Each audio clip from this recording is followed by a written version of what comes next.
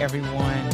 Thank you for tuning into this week's episode of the Evening Podcast. This is Alicia, and I wanted to send a beautiful shout out to all my MS warriors. Happy MS Awareness Month. March is MS Awareness Month, and it's a time where we acknowledge those who have been diagnosed with MS, the research and treatments that are out there for this disease, and just to, also, like I said, acknowledge how folks are, thriving or doing their best to live with this disease each and every day. So, like I said, happy MS Awareness Month to my MS warriors and to their friends and family that are supporting them, not only this month, but each and every day. And as we focus on this month, I was like, it's so interesting.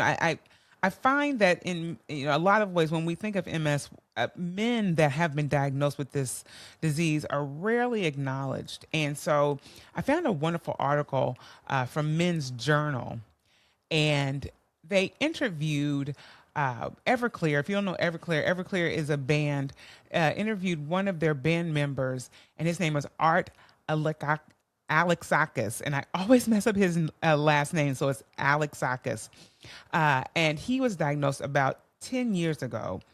And so the title of this actual article is Everclear Frontman Opens Up About His Exact Workouts, Diets, and Treatment for Managing Multiple Sclerosis.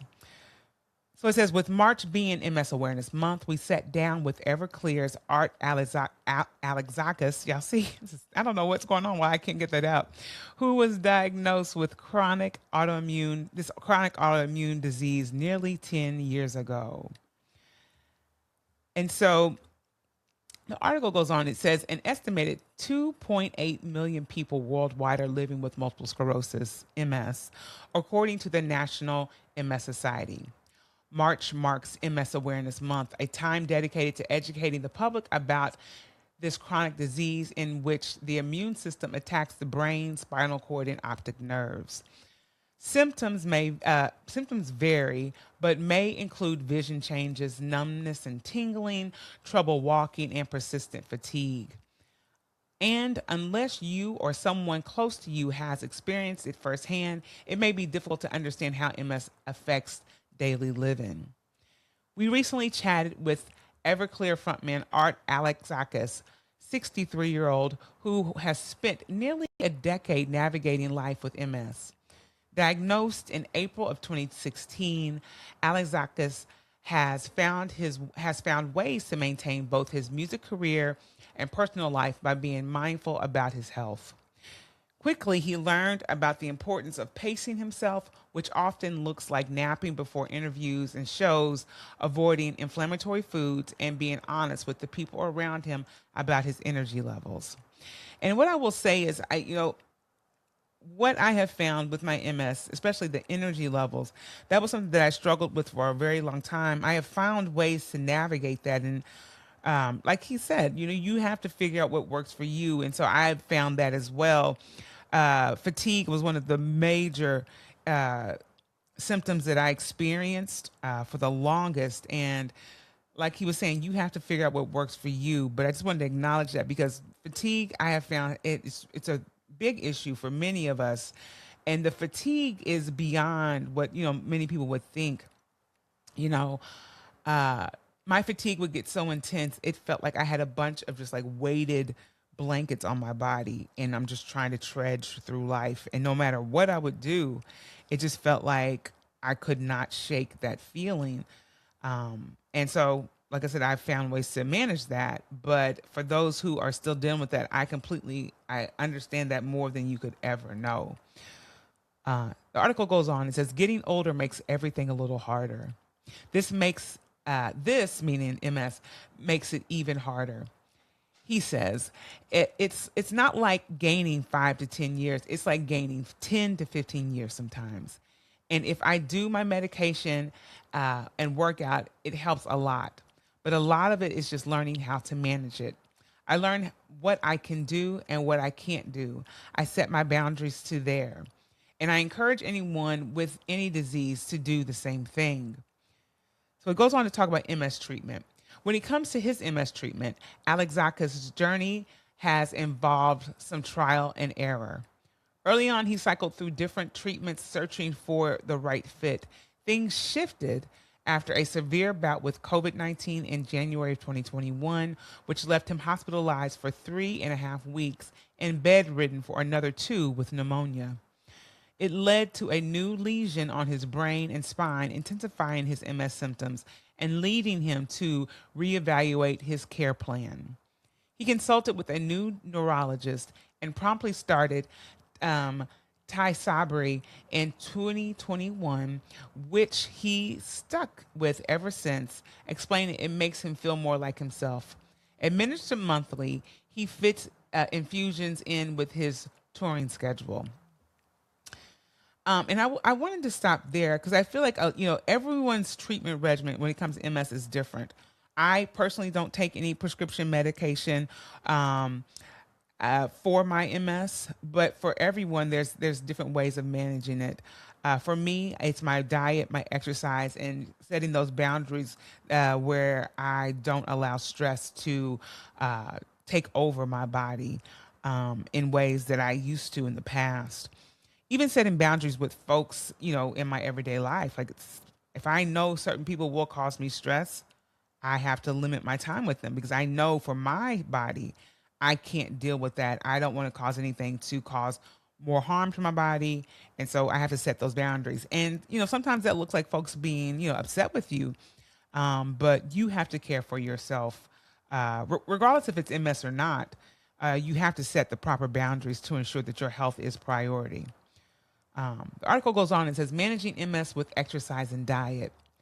Exercise plays an equally important role for Alexakis in managing his MS symptoms. Since overheating can worsen symptoms, he focuses on low impact options like swimming, water weights, physical therapy exercises, yoga stretches, and various workouts with his wife. He rotates through these activities but maintains a daily routine about an hour and a half, currently building up to more serious weightlifting.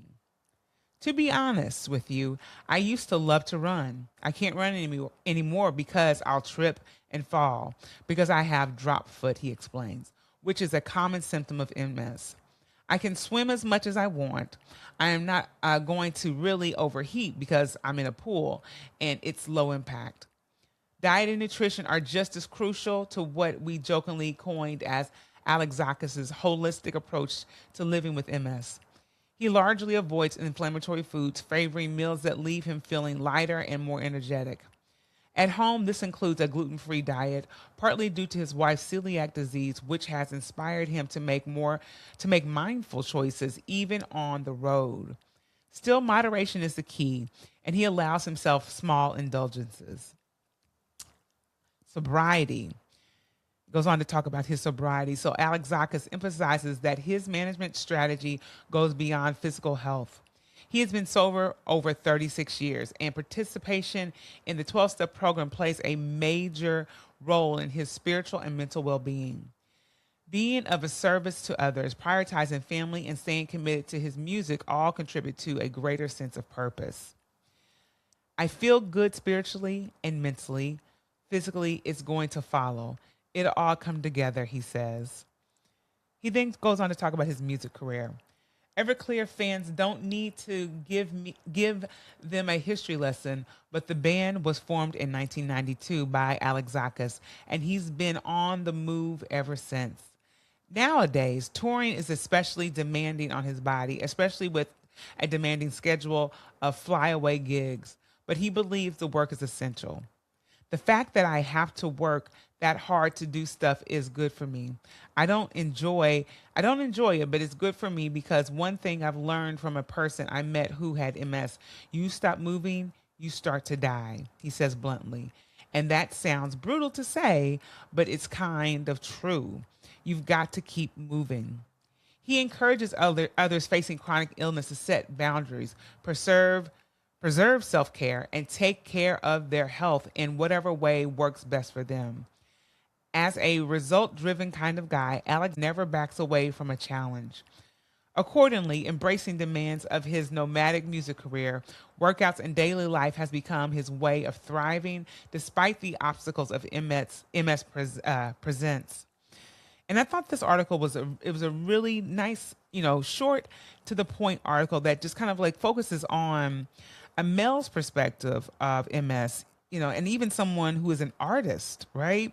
That is still making it work for themselves, despite what, many of us may think, how our diagnosis can cause us to shy away from the things that we love to do. Now, I want to emphasize this is not every person with MS. Everyone's MS diagnosis is different, and everyone's circumstances are different. So, while he's able to do these things, there are other folks that aren't. But he's finding ways to still do what he loves, but he has to have those breaks. Like he mentions, he has to find ways to preserve himself, and I think that is important. That's so important in this, on this journey of MS. You have to realize what you can and can't do. To emphasize, just for me, I would say, I recently, and I don't know if I shared this with you guys on the podcast.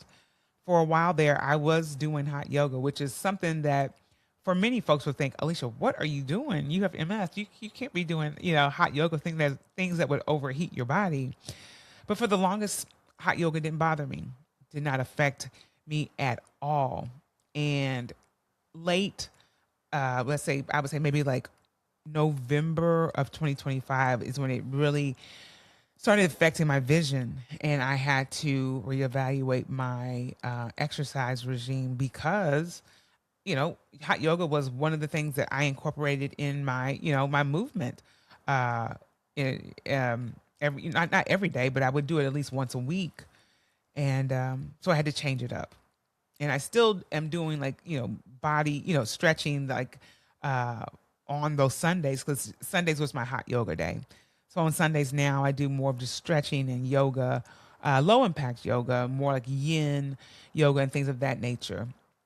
But that's the thing with MS. You have to find out what works for you, what doesn't work for you. And so with that being said, even though, it's heartbreaking to have to change up, routines and do away with things that you normally love doing. Like he says, he isn't able to run anymore. He's discovering he has foot drop. And I can, I guess I can totally relate to him, having to realize it's something that you love doing, you can't do anymore.